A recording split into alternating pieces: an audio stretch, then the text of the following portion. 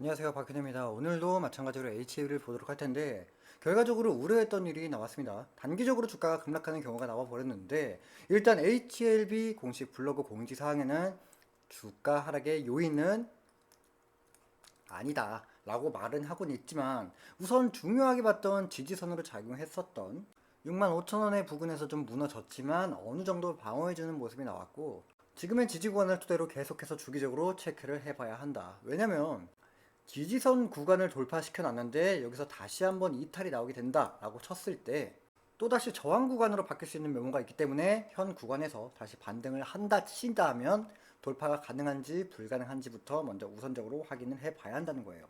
그리고 자꾸 주가 하락의 요인으로 전환사채 이야기를 하시는데 주주분들이 생각하시기엔 기대감의 주가가 오르고 있다가 갑자기 고꾸라지는 게 하나의 공시가 올라오고 나서부터니까 아무래도 어제 전환사채 330억이 발행이 되면서 주가는 급락이 시작됐다라고 생각할 수는 있지만 확실하게 말씀을 드리면 전환사채로 주가 하락의 요인은 아닙니다. 주식을 오래 하신 분들이라면 분명히 아실 거예요. 전환사채로 이렇게 빠질 수가 없어요. 그럼 앞전에 있던 3월 부근에 있던 전환사채도 마찬가지로 빠져야 정상인데 주가는 크게 올라간 이력이 있다면 이 내용은 절대적으로 아니다. 거기다 이번에 전환사채 내용을 좀 살펴보자면 우선 보시다시피 330억의 전환사채 물량이 1%의 이자율을 통해 받았고 7월 16일에 납입을 예정할 공시가 나왔어요. 이를 뜻하는 바가 현재 지금은 우리는 돈이 없다. 보안자료를 위한 기간 동안에도 돈이 필요할 거고 제출하고 나서라도 마케팅이라든지 다른 방향성에 대한 돈이 들어가고 있기 때문에 자금 조달의 가능성은 엿보입니다만 우리가 여기서 봐야 할 점은 1%의 이자율이에요. 지금처럼 고금리 시대에 어떤 확신이 있는지는 모르겠지만 은행보다도 못한 1%의 이자율을 받으면서 결국엔 CB가 발행이 된다. 어떤 큰 내용이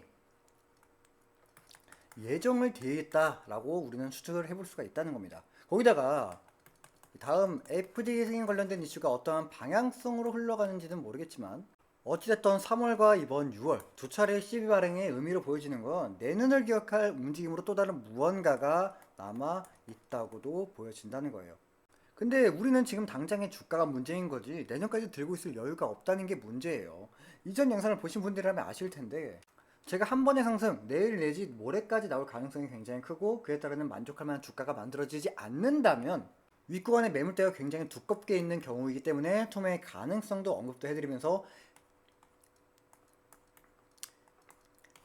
HLB를 단기적으로 본다면 7월 이전에 단기적 상승을 보여주고 제로소멸이 가까워질 시기에 분명히 제가 분할 매도를 준비하자라고 이렇게 말씀도 드렸죠. 근데 이런 경우가 나왔다? 사실상 전환사채 발행 자체는 악재가 아닙니다. 그럼 애초에 이 3월에 진행했던 전환사채 때도 빠져야지 정상입니다. 결국엔 전환사채 말고 어떠한 다른 요인으로 주가는 급락이 보여졌다는 건데 이번 하락의 요인으로 생각을 하자면 100%제 개인적인 생각이지만 아무래도 시장에서 HLB 측을 굉장히 신뢰성에 문제가 됐다. 그러므로 하락이 시작이 된 게 아닐까 하는 생각을 합니다. 이게 무슨 말이냐면 진양권 회장이 인터뷰에서 한 말이 있어요. 우리 FDA 승인을 필두로 다른 임상을 하기에는 충분한 자금이 있다. 자신있게 말하면서 우리 주주분들 굉장히 안심을 시키다가 근데 여기서 전환사채 330억을 발행했다는 것 자체가 시장이 받아들이기엔 신뢰성이 깨지면서 투매 물량이 나옴과 동시에 예정된 7월 2일에 있는 미팅까지 연결이 돼주면서 우려했던 투매 물량이 많이 나왔다라고 보여진다는 것이고 뭐 진양군 회장도 마찬가지로 그만큼 HLB 주가가 이렇게나 빠질지는 모르고 진행한 예상 못한 결과값이 나왔다 이렇게 생각을 합니다. 이렇게 생각을 한 이유가 있는데 급하게 올라온 HLB 공지사항을 좀 보시면 몇몇 주주분들이 질문을 하셔서 공지를 올립니다. 신약 허가와 관련된 사항, 물론 회사가 가진 진행 중의 일에 대한 변동이 가져올 만한 어떠한 특별한 사항도 없을 것을 알려드립니다. 라는 말을 볼 때 전환사채 이야기를 제외한 FDA 승인에 대한 입장만을 표명을 한 것으로 보아 지금 어떠한 찌라시의 내용이 우리 주주분들에게 좀 퍼져지고 있다. 제가 여러 단체방에 좀 소속되어 있고 제 단체방에 계시는 분들 중에 또 오랫동안 HB를 들고 계신 분들도 있습니다. 뭐 오랫동안 들고 계신 만큼 서로 정보를 교환하는 분들이 몇몇 있는데, 이분들과 제가 체크를 따로 해본 결과 그렇다 할 팩트를 가진 내용은 없어요.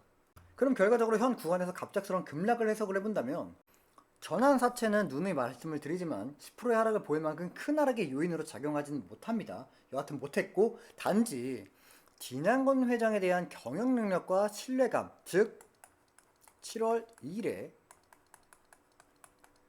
FDA 미팅에 대한 기대감으로 주가가 올라간 건 사실인데다가, HLB 측 전환사채 발행의 내용이 문제가 아니라 단지 진양건 회장, 현재 시장에서 비롯된 신뢰감의 문제성을 바탕으로 시장에서 나쁘게 받아들임과 동시에 투매 물량이 크게 나와주고 있는 상황이다 라고 보여진다는 겁니다.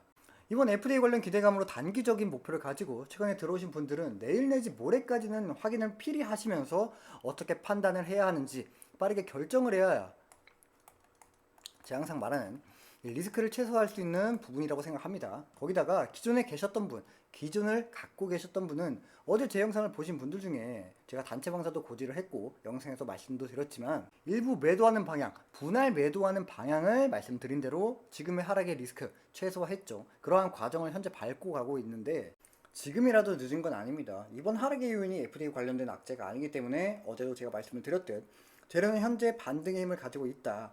그에 따라올 기대감의 상승이 고조되면 고조될수록 주가는 크게 오를 테고 다시 한번 기회를 잡을 수 있는 과정은 현재도 남아있다. 이번 급락 같은 경우는 누구 하나 예상 못한 그런 상황이기 때문에 개미라서 당했다라는 경우가 아니죠. 그렇게 받아들여 전부 던지는 스탠스를 취하시는 게 아니라 7월 2일 이전까지는 두고 보시면서 정리하는 방향성을 잡고 가야 한다는 거예요. 그게 가장 리스크를 최소화할 수 있는 방향성이라고 생각합니다. 결국에 제가 드리고 싶은 말씀은 딱 한 가지입니다. 이럴 때일수록 우리는 분할 매매 방법으로 최소한의 리스크를 챙겨가자. 그래야 최소한 가져갈 수 있는 수익도 챙겨갈 수 있을 뿐더러 지금의 자리에서만 가능한 상황도 충분히 나와줬기 때문에 흐름을 보시면서 대응을 미리 해놔야 할 때다 라고 말씀을 드리고 싶습니다. 분명 HLB는 상승을 보일 겁니다. 보여질 테지만 앞으로의 상승은 어느 정도 제한이 되어 있는 상승이 나와줄 거예요. 그만큼 다시 반등의 핵심이 되어줄 FDA 승인 이전 이슈라든지 움직이는 시장의 흐름이나 단기적 재료 소멸의 영역까지도 파악해가며 슬기로운 대응만 구축해 놓는다면 다시 한번 강조드리지만 리스크의 최소화를 만들어내는 대응 전략을 이미 만드셨다고도 생각을 합니다. 근데 솔직히 바쁜 일상에 이슈 보고 차트 보고 거기다가 흐름까지 봐야 할 시간이 어디 있어요. 일일이 하나하나 체크하는 거 힘든 게 사실입니다.